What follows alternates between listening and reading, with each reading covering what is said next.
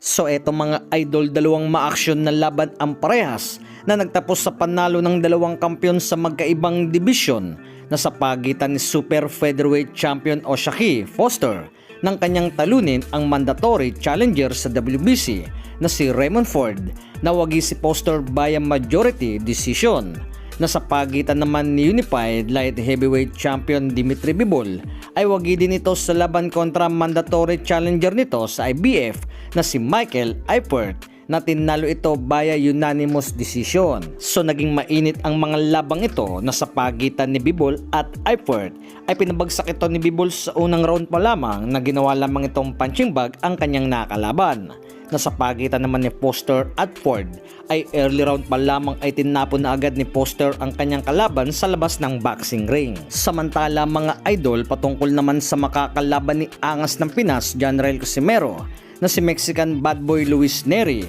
ay ilan sa rumors sa ngayon ay tila kulang daw ang paghahanda ni Luis Nery para sa laban ngayong June 6 sa Japan. Nabase na rin sa rumors na ito kung bakit tila wala pa sa ngayon ang kampo ni Luis Nery sa Japan nang dahil sa may tinatapos pa sa Amerika kung saan ngay kasalukuyang ito doon nagtitraining na bilang paghahanda sa laban kay Cuadro Alas. So isang araw lumapag na ang Team Casimero sa Japan na kasama ng mga ito ang Team Lover na lumalabas naman sa ngayon ay para bang kumpiyansa si Luis Nery sa labang ito nang dahil sa magpahanggang sa ngayon ay wala pa ito na isang magandang paghahanda ang pagkakaiba ng klima na masanay ang katawan. So patungkol naman mga idol sa Japanese superstar na si Naoya Inoue ay napabalita namang manunood daw ito sa nalalapit na labang Casimero kontra Nery na kung mangyari ito mga idol ay posibleng sa ringside ang upuan nito.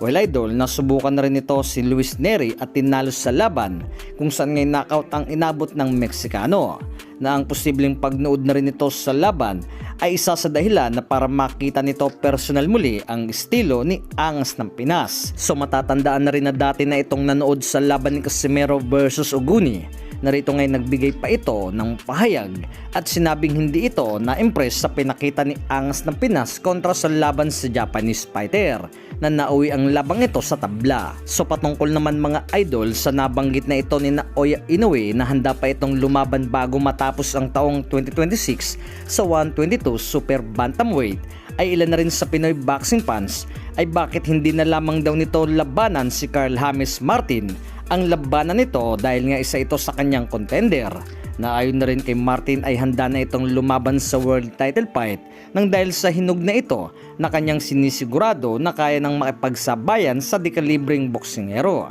So maganda na rin itong mga idol kung mangyari ang labang ito nang dahil sa parehas undefeated na mali natin na isa itong si Wonderboy ang tatalo na pala kay Inoue.